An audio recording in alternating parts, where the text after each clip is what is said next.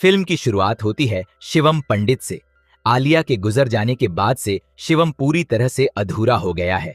उसे जब भी आलिया की याद आती है तो वह तुरंत ही कब्रिस्तान में आलिया की कब्र के पास आकर बैठ जाता है और आलिया का जब भी जन्मदिन होता है तो शिवम हमेशा उसकी कब्र पर फूल चढ़ाने आता है। शिवम हर चीज पीछे छोड़ आया है, लेकिन आलिया की यादें अभी तक उसके दिल में मौजूद हैं।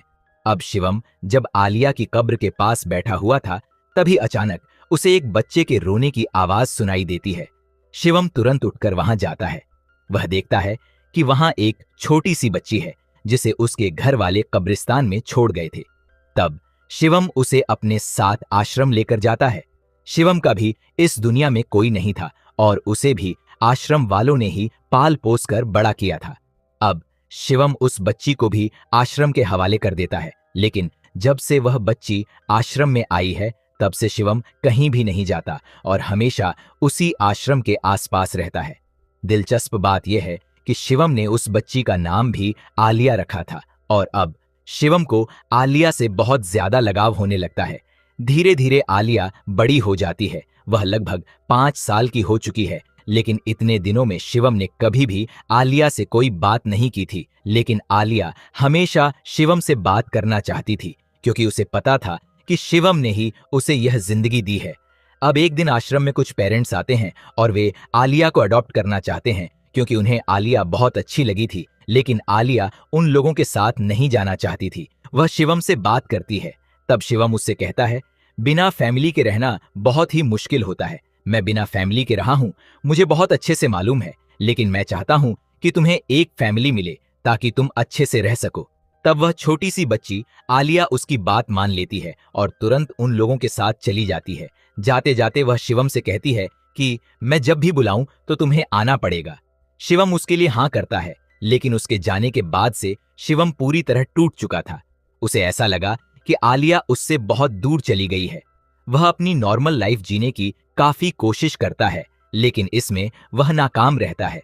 शिवम ने उसे वह ताबीज भी पहना दिया था जो उसकी आलिया ने उसे पहनाया था। इसके बाद शिवम कहीं दूर निकल जाता है। तभी शिवम के पास इंटरपोल का एक ऑफिसर आता है जिसका नाम समर होता है। यहां हमें मालूम चलता है कि इंटरपोल का ऑफिसर समर शिवम पंडित को बहुत पहले से जानता था।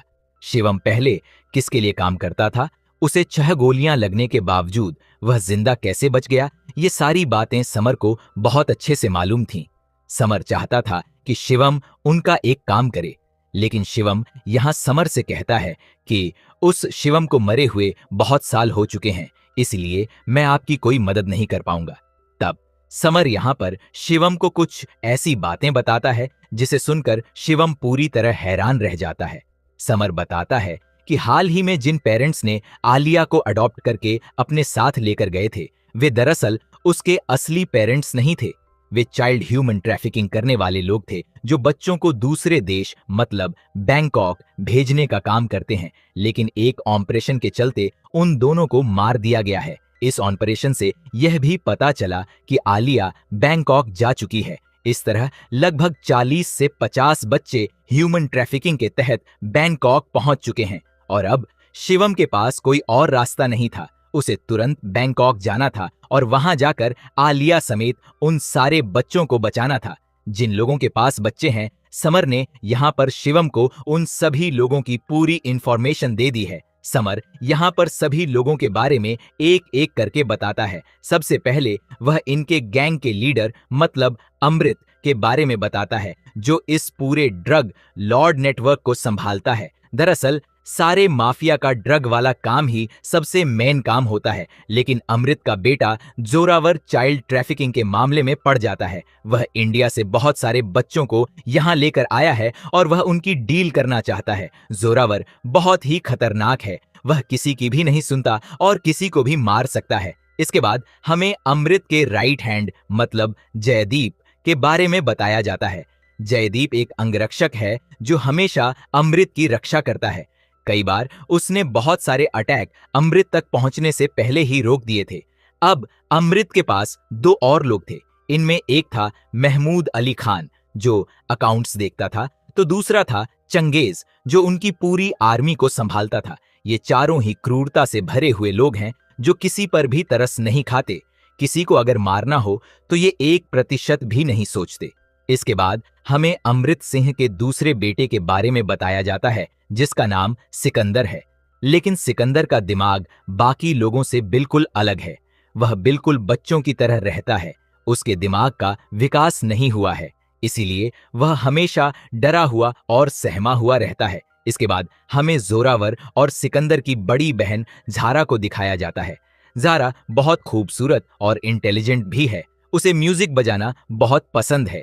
अगले सीन में हम नफीसा नवाज नाम की एक ऐसी औरत को देखते हैं जो अमृत के धंधे को टेक ओवर करना चाहती है, क्योंकि नफीसा भी एक बहुत बड़ी माफिया गैंग से ताल्लुक रखती है और उसकी भी एक बहुत बड़ी गैंग है। नफीसा और अमृत के बीच बिल्कुल भी नहीं बनती, इसीलिए अक्सर इनके बीच गैंग वॉर होते रहते हैं।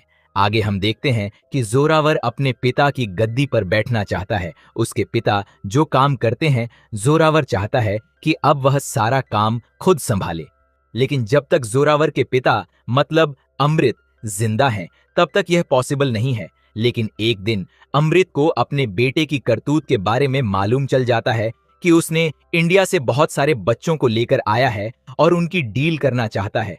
जोरावर को लगता है कि अगर उसके पिता जिंदा रहे तो वह ये सारी चीजें नहीं करने देंगे, इसीलिए जोरावर अपने पिता अमृत को मार डालता है और ऐसा दिखाता है जैसे यह एक एक्सीडेंट हुआ हो। ऐसा लगता है जैसे अमृत सीढ़ियों से गिर गया हो। तब सभी लोग दौड़ते हुए आते हैं। सभी लोग हैरान रह जाते हैं क्योंकि अमृत उनके लिए बहुत खास था। जोरावर भी यहाँ पर उदास रहने का नाटक करता है। अब अमृत के फ्यूनरल वाले दिन अचानक से कुछ गुंडे वहां पहुंच जाते हैं और उन पर फायरिंग करना शुरू कर देते हैं, लेकिन बदले में जोरावर के लोग भी उन पर हमला करते हैं। अब किसी तरह से सिकंदर और ज़ारा को वहां से निकालना था। इसी वजह से जोरावर सिकंदर और ज़ारा को अपने साथ लेकर जाता है। वह एक टैक्सी की मदद लेता है और तुरंत ही टैक्सी से निकल पड़ते हैं। लेकिन तभी हम देखते हैं कि उस टैक्सी को चलाने वाला आदमी कोई और नहीं बल्कि शिवम होता है और अब वो गुंडे भी इनके पीछे पड़ चुके थे, जिस वजह से शिवम इन्हें बचाने की काफी कोशिश करता है। गोलीबारी लगातार हो रही थी और ऐसा लग रहा था कि जैसे ये लोग बच नहीं पाएंगे, लेकिन शिवम किसी भी तरह से उन्हें बचाने की पूरी कोशिश करता है और आखिर में वह एक ऐसी तरकीब निकालता है जिससे वह उन गुंडों से छुटकारा पा लेता है और इन सभी लोगों को बचा लेता है। सब कुछ ठीक हो जाने के बाद अब जोरावर अपने लोगों पर बुरी तरह चिल्लाता है क्योंकि सिक्योरिटी की जिम्मेदारी उनकी थी। अचानक से गैंग वॉर हो जाना उसे किसी प्लानिंग का हिस्सा लग रहा था। यहीं पर जोरावर अपने एक आदमी को भी मार देता है।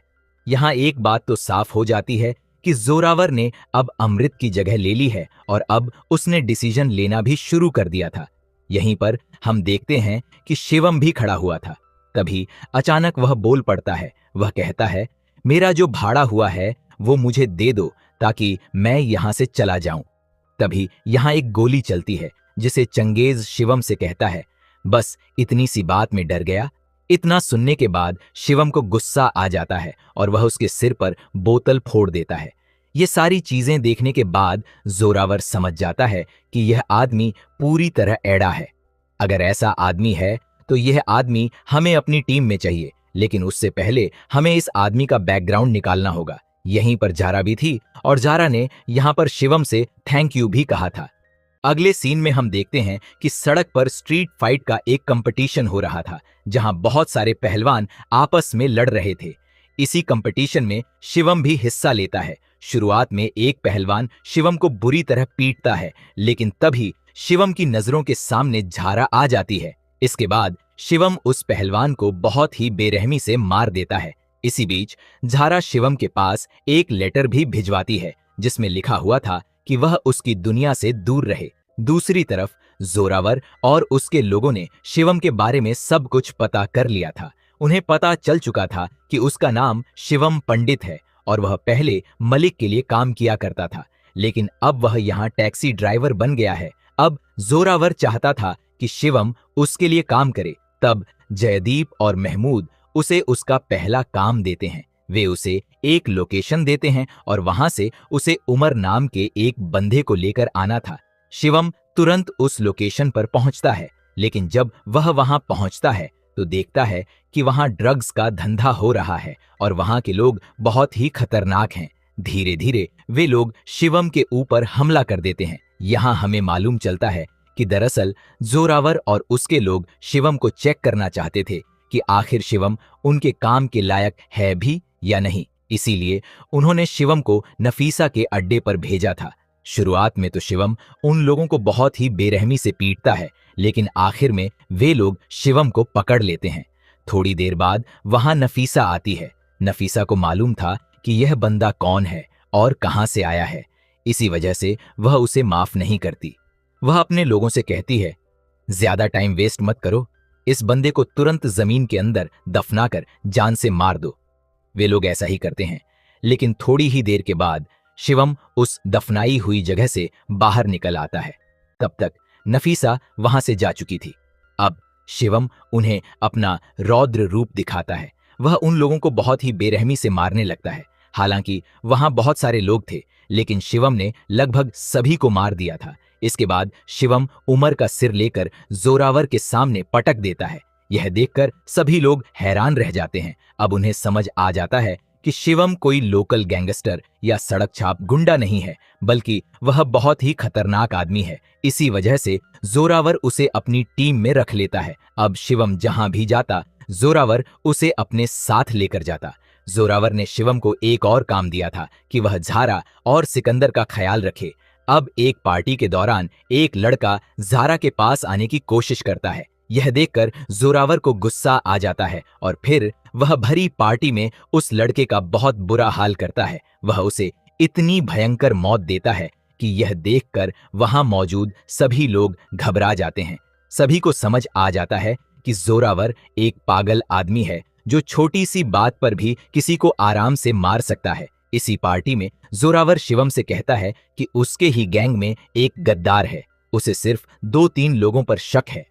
इसी वजह से शिवम का एक काम यह भी है कि वह पता लगाए कि आखिर उनके बीच गद्दार कौन है, क्योंकि जोरावर एक बहुत ही इंपॉर्टेंट डील करने वाला था और वह डील उसके लिए बहुत ज्यादा जरूरी थी।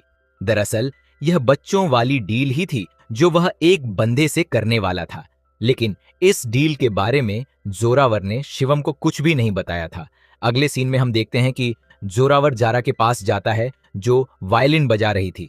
तभी जोरावर वहां डांस करने लगता है और फिर झारा से कहता है कि अब झारा को भी उनके साथ काम कर लेना चाहिए, लेकिन झारा कहती है कि वह इन चीजों से जितनी दूर रहेगी उतना ही अच्छा है।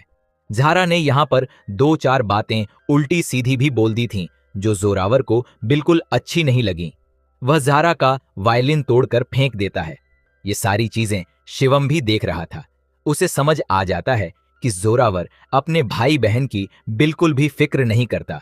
अब अगले दिन शिवम झारा के पास जाता है। दरअसल वह झारा को कुछ दिखाना चाहता था। यहां हम देखते हैं कि शिवम झारा को एक वायलिन गिफ्ट करता है। इसे देखकर झारा बहुत ज्यादा खुश हो जाती है और अब वह खुद को रोक नहीं पाती। वह सीधे शिवम को गले लगा लेती है। इससे पता चलता है कि कहीं न कहीं दोनों एक दूसरे के काफी नजदीक आ चुके हैं। दोनों हमेशा साथ रहते थे। इसी वजह से अब उनकी नजदीकियां धीरे धीरे बढ़ रही थीं। शिवम को यहां झारा कभी कभी आलिया की भी याद दिलाती थी, जो हमेशा उसके साथ रहती थी। कहीं न कहीं अब झारा और शिवम एक दूसरे को पसंद करने लगे थे, क्योंकि शिवम झारा के साथ साथ सिकंदर का भी बहुत ख्याल रखता था। अगले सीन में हम देखते हैं कि शिवम के पास समर आता है।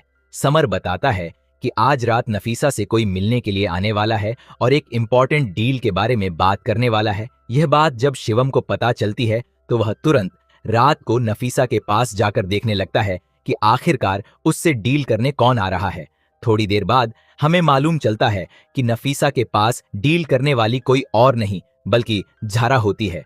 झारा यहाँ नफीसा को ढेर सारी इंफॉर्मेशन देती है और उससे पूछती है कि उसने जोरावर के ऊपर गैंग वॉर क्यों करवाया था, लेकिन नफीसा कहती है कि वह गैंग वॉर उसने नहीं करवाया था और न ही गोलियां उसने चलवाई थीं। वह कहती है कि दरअसल गोलियां शिवम ने चलवाई थीं, क्योंकि वह तुम लोगों के नजदीक आना चाहता था। यह सुनकर झारा हैरान रह जाती है। पल भर के लिए उसे नफीसा की बातों पर भरोसा नहीं हुआ। तभी झारा वहां से जाने लगती है, लेकिन तभी उसे पता चलता है कि कोई उसका पीछा कर रहा है। पीछा करने वाला आदमी कोई और नहीं बल्कि शिवम था। शिवम कहता है कि हमारी गैंग में कोई गद्दार है। यह बात जोरावर ने कही थी, लेकिन उसे यह नहीं पता था कि वह गद्दार झारा ही है। तब झारा भी बता देती है कि उसे मालूम चल गया है कि शिवम यहाँ पर क्यों आया है और वह उनकी गैंग में क्यों शामिल होना चाहता है। अब शिवम उसे सारी सच्चाई बता देता है। वह कहता है कि जिस आलिया के बारे में उसने हमेशा उससे बात की है, वह एक छोटी सी बच्ची है। आलिया के जैसे ही यहाँ 40 से 50 बच्चे हैं जिन्हें बचाने के लिए वह किसी भी हद तक जा सकता है। वह किसी को भी मार सकता है। तब झारा भी अपनी सारी सच्चाई बता देती है। वह कहती है कि वह चाहती है कि नफीसा इस पूरे बिजनेस को टेक ओवर कर ले ताकि वह इस वायलेंस से पूरी तरह दूर हो सके। उसने नफीसा से यह भी कहा है कि जोरावर को कुछ नहीं होना चाहिए। ज़ारा सिर्फ इतना चाहती है कि वह अपनी फैमिली के साथ बिना वायलेंस के एक साधारण सी जिंदगी जी सके। तब शिवम कहता है, मैं तुमसे वादा करता हूं, जोरावर को कुछ नहीं होगा और मैं तुम्हारी फैमिली को एक कराऊंगा। जो जिंदगी तुम चाह रही हो वह मैं तुम्हें दिलाकर रहूंगा। अब एक दिन शिवम जोरावर को एक ऐसी बात बताता है जिसे सुनकर जोरावर हैरान रह जाता है। दरअसल शिवम ने जोरावर को उस गद्दार के बारे में बता दिया था और वह कोई और नहीं बल्कि महमूद अली खान होता है। जोरावर महमूद को सबूत दिखाते हुए कहता है, तेरे अकाउंट में ढेर सारे पैसे हैं। तू हमारे बिजनेस के अकाउंट्स में हेर फेर करता है और अपने अकाउंट में बहुत सारे पैसे डलवाता है। और तो और नफीसा भी तुझे ढेर सारा पैसा देती है, मतलब कि गद्दार तू ही है। महमूद कहता है कि वह बिजनेस के अकाउंट्स में हेर फेर जरूर करता है, लेकिन नफीसा से उसने पैसे नहीं लिए हैं। लेकिन जोरावर के लिए इतना ही काफी था। वह जयदीप के हाथों महमूद अली खान को जान से मरवा देता है, क्योंकि गद्दारी की सिर्फ एक ही सजा है और वह है मौत। हालांकि जयदीप को भी महमूद पर बिल्कुल भरोसा नहीं था कि वह ये सारी चीजें कर सकता है। उसे अभी भी इन सारी चीजों पर डाउट था, लेकिन फिर भी जोरावर के कहने पर उसे महमूद को मारना पड़ा। अब एक दिन झारा जोरावर के पास जाती है और उससे कहती है कि वह अब उसके साथ काम करना चाहती है, लेकिन उसे बस इतनी सिक्योरिटी चाहिए कि सिकंदर को कुछ नहीं होना चाहिए। जोरावर उसकी बात मान लेता है और कहता है कि वह उसे अपनी एक नई डील के बारे में बताता है। जैसे ही झारा को नई डील के बारे में मालूम चलता है, वह यह बात शिवम को बता देती है। झारा बताती है कि उन सारे बच्चों को आइलैंड के आसपास रखा गया है। पहले यह देखना होगा कि वे सारे बच्चे वहां मौजूद हैं या नहीं, इसीलिए झारा वहां जाकर सारे बच्चों को चेक करना चाहती थी। शिवम झारा से लगातार कांटेक्ट में था। तभी जोरावर को कुछ ऐसी बातें पता चल जाती हैं जिससे उसका गुस्सा 7वें आसमान पर पहुंच जाता है। दरअसल जोरावर के हाथ समर लग चुका था। उसे पता चल जाता है कि यह आदमी इंटरपोल का ऑफिसर है। समर को बुरी तरह पीटा गया था। उसके हाथ पैर बंधे हुए थे और उसका मुंह भी बांध रखा था।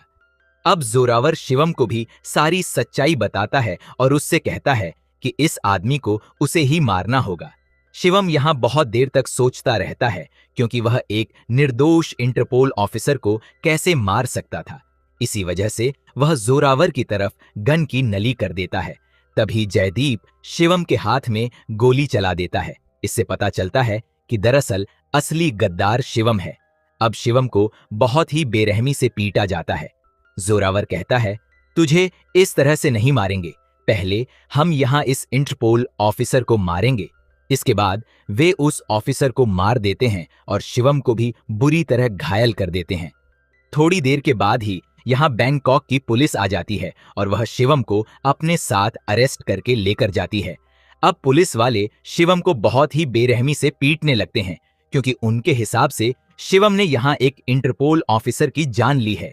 वो लोग शिवम से सच्चाई उगलवाना चाहते थे, लेकिन शिवम उन्हें बताने की कोशिश करता है कि वह दरअसल उसी इंटरपोल ऑफिसर के साथ काम कर रहा था। लेकिन पुलिस वाले शिवम की एक बात नहीं सुनते। थोड़ी देर के बाद यहाँ सुदीप नाम का एक बंदा आता है, जो दरअसल समर का ही एक आदमी था, लेकिन सुदीप भी यहाँ शिवम को पहचानने से साफ मना कर देता है। अब कुछ ही देर के बाद यहाँ जोरावर और ज़ारा आते हैं। जोरावर यहाँ शिवम को एक सरप्राइज देना चाहता था। वह शिवम से कहता है कि ज़ारा अब उस आइलैंड पर गई थी और वहां उसने कुछ ऐसा देखा जिसे देखकर वह हैरान रह गई थी। दरअसल ज़ारा को आलिया की पहचान बताई गई थी कि उसके गले में एक ताबीज है, लेकिन अब ज़ारा बताती है कि उस ताबीज वाली लड़की की जान जा चुकी है। यह देखकर शिवम पूरी तरह टूट जाता है। जोरावर कहता है, अगर मुझे पहले पता होता कि तू उस लड़की के लिए आया है तो मैं उस लड़की को अपने साथ लेकर आता और तेरे ही सामने उसे जान से मार देता। यह सुनकर शिवम को गुस्सा आ जाता है और वह जोरावर को काट लेता है। यह देखकर जोरावर कहता है कि अब तेरा यहां से बचना असंभव है, तू यहां से मरकर ही बाहर आएगा। लेकिन शिवम को किसी भी हालत में यहां से बाहर निकलना था। वह उस ताबीज को फिर से अपने गले में पहन लेता है और तभी उसके ख्यालों में आलिया आती है। आलिया कहती है, तुम इस तरह से हार नहीं मान सकते, तुम्हें किसी भी हालत में बाहर निकलना होगा। अगले दिन यहां शिवम जेल के ही कुछ लोगों से लड़ाई करने लगता है। वो लोग बहुत सारे थे और इसी वजह से शिवम उनके साथ झगड़ पड़ता है। वे लोग शिवम को बहुत ही बेरहमी से मारते हैं। उसे इतनी बुरी तरह पीटा जाता है कि उसकी हालत काफी खराब हो जाती है और उसे हॉस्पिटल भेजना पड़ता है। तुरंत ही एम्बुलेंस बुलाई जाती है और शिवम को हॉस्पिटल ले जाया जा रहा होता है। लेकिन बीच रास्ते में एम्बुलेंस दूसरी सड़क की तरफ मुड़ जाती है। तभी पता चलता है कि उसी एम्बुलेंस में सुदीप बैठा हुआ है, जो यहाँ शिवम का साथ दे रहा था।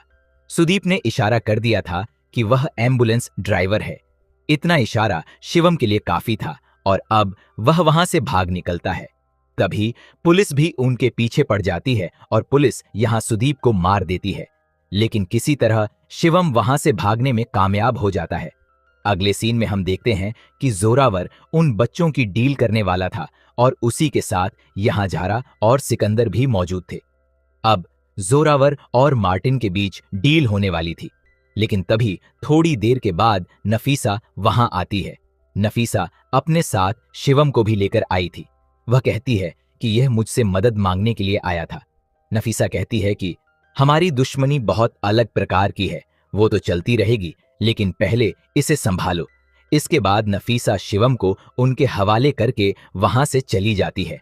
तभी हम देखते हैं कि जयदीप जोरावर से कहता है कि यह डील तुम्हारे लिए बहुत जरूरी है और मार्टिन भी यहां आ चुका है, इसीलिए तुम्हें सिर्फ और सिर्फ डील के बारे में सोचना चाहिए और डील करनी चाहिए। वह आगे कहता है कि शिवम का क्या हाल करना है यह उसे बहुत अच्छे से मालूम है। तभी जयदीप शिवम से कहता है, मुझे बहुत अच्छे से मालूम है कि तू अपने हाथ खोलने की कोशिश कर रहा है। और वह शिवम से यह भी कहता है कि उसे यह बात नहीं पता कि नफीसा को यहां पर लेकर कौन आया था। दरअसल जयदीप को जोरावर के काले कारनामों के बारे में पता चल चुका था।